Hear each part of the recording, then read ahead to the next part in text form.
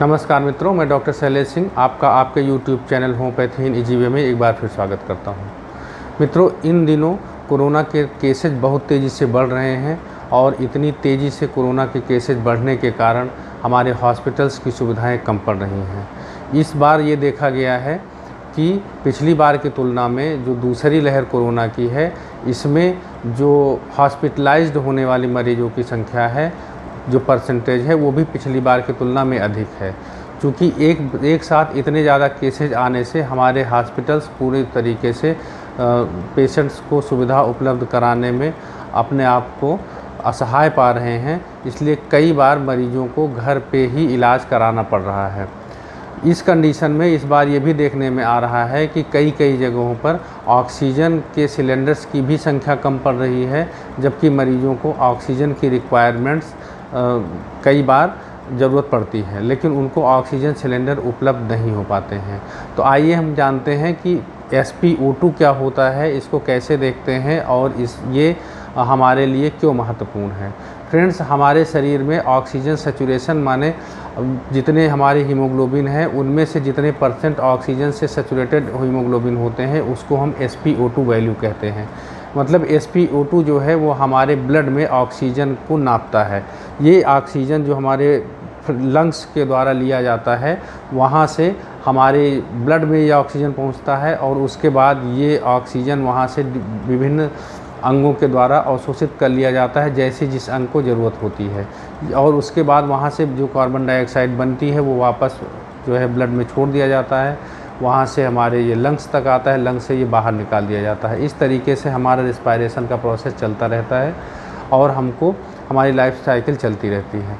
ये जो कई बार क्या होता है कि जब कोविड-19 हमारे फेफड़ों पर अटैक करता है और हमारे लंग्स में निमोनिया जैसा लक्षण उत्पन्न कर देता है, तो लंग्स का एक बड़ा हिस्सा जो ऑक्सीजन को लेने में अक्षम हो जाता है, वहाँ से फिर ऑक्सीजन का ब्लड तक पहुंचना वो असंभव हो जाता है और हमारे ब्लड में ऑक्सीजन की कमी होने लगती है।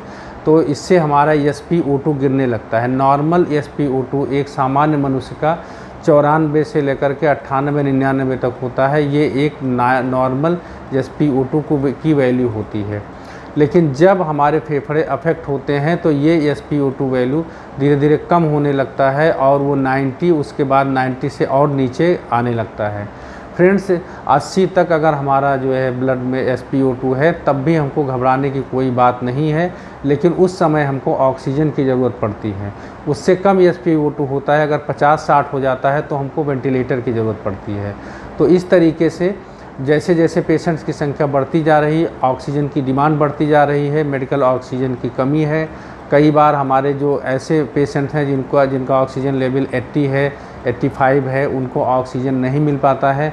ऐसी कंडीशन में हम क्या करें कि हम कुछ दिन तक, जब तक हमारा अरेंजमेंट नहीं हो जाए, तब तक हम अपने आप को सर्वाइव कर सकें और जो है जैसे ऑक्सीजन सिलेंडर हमको उपलब्ध हो जाए वो फिर हम अपने यूज में ले सकें।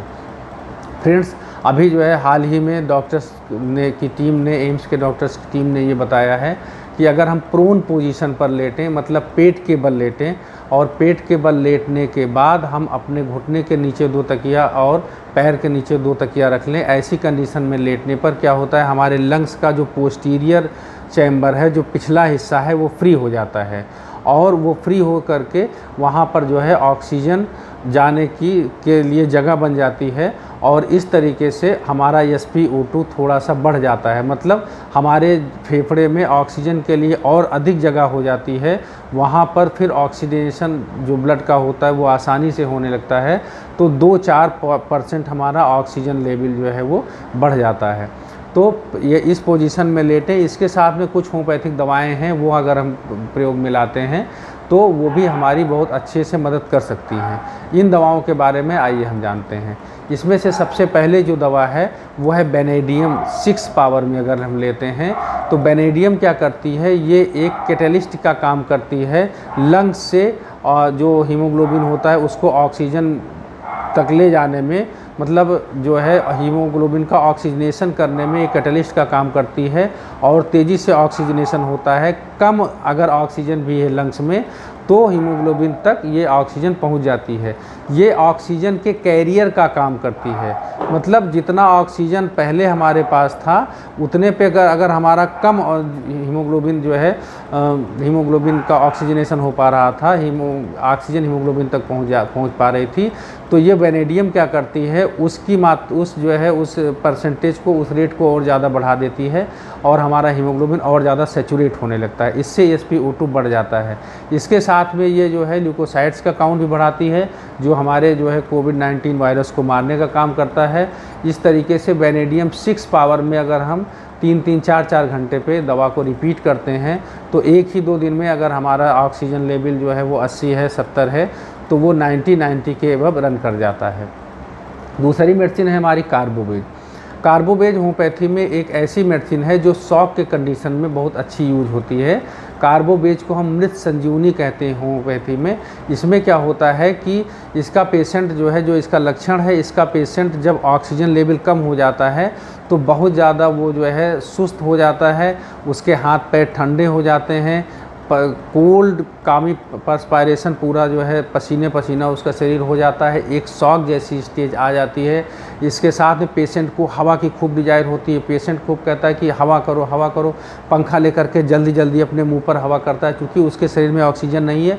वो पूरे जो है जितनी भी एटमॉस्फेयर की ऑक्सीजन है उसको अपने अंदर ऐसे ऐसे खींच लेना चाहता है। तो ये सिम्टम अगर हमको पेशेंट के अंदर दिखे कि पेशेंट जो है वो खूब हवा चाहता है, पंखा कहता है मुंह पर लाकर हमारे कर दो, इसके साथ में जो है उसका शरीर ठंडा होता जा रहा है, चिपचिपा पसीना आ रहा है, पेशेंट अब गया कि तब गया, इस कंडीशन में अगर पेशेंट हमको नज़र आ रहा है तो आप कुछ नहीं, कार्बोवेज 30 की एक खुराक दीजिए, पेशेंट इम्प्रूव करने लगेगा। और इस मेडिसिन को आप 2-2, 3-3 घंटे पर रिपीट करिए। अगर इस लक्षण के साथ आपको पेशेंट नज़र आ रहा है तो जल्दी ही वो पेशेंट रिकवर कर जाएगा और उसका SpO2 बढ़ जाएगा, पेशेंट इस बीमारी से निकल जाएगा। अगली मेडिसिन है एस्पाइडोस्पर्मा क्यू। एस्पाइडोस्पर्मा क्यू भी हमारी ऐसी मेडिसिन है, बिल्कुल बेनेडियम के तरीके से है। ये जो है मदर टिंचर, ये फॉर्म में लिया जाता है, 15-15 बूंद आधा कप पानी में डाल के 3-4 बार इसको यूज करना है। ये क्या करती है, ये भी हमारे लंग्स से ऑक्सीजन को खींचकर ब्लड तक पहुंचा देती है। इधर ये लंग्स से ऑक्सीजन को खींच कर ब्लड तक ले आएगी और बाहर से जो भी ऑक्सीजन आ रही है उसका हमारा शरीर पूरा यूज कर पाएगा और इसको जो है जो हीमोग्लोबिन का ऑक्सीजनेशन है इसको बढ़ा देती है। इसके साथ साथ में होम्योपैथी में ये लंग टॉनिक भी कही जाती है, मतलब लंग्स में जो भी पैथोलॉजी चल रही है उससे लड़ने में लंग्स को मदद करती है, लंग्स में निमोनिया को कम करेगी, हीमोग्लोबिन के ऑक्सीजनेशन को बढ़ाएगी, SpO2 को बढ़ाएगी। इस तरीके से एस्पाइडोस्पर्मा एक बहुत अच्छी मेडिसिन है इन कंडीशन में जो इस वक्त चल रहा है कोविड में, जिस तरीके से हम लड़ रहे हैं वहाँ पर एक बहुत अच्छे हथियार की तरीके से काम करती है। अगली मेडिसिन है वो Blatta Q. Blatta mother tincture जो है वो उस कंडीशन में काम करती है जब हमारा लंग्स जो है उसमें बहुत ज़्यादा स्पुटम भर जाता है, खड़खड़ की आवाज़ आती है, खांसी आती है और स्पुटम की वजह से जो है पेशेंट की सांस फूलने लगती है, ब्रांकाइटिस जैसा सिम्टम डेवलप हो जाता है। ऐसी कंडीशन में ब्लाटा मदर टिंचर का 10-10 बूंद आधा कप पानी में 3-4 बार देने से जो आपका बलगम फंसा हुआ है, जो कफ फंसा हुआ है, वो खांसी के साथ बाहर निकल जाएगा, पेशेंट का लंग्स क्लियर हो जाएगा, वहाँ पर जो है ऑक्सीजन के लिए जगह बन जाएगी और हमको जो है SpO2 लेवल मेंटेन करने में हेल्प मिलेगी। अगली मेडिसिन है एंटिम टार्ट। एंटिम टार्ट भी पेशेंट के लास्ट स्टेज की मेडिसिन कही जाती है।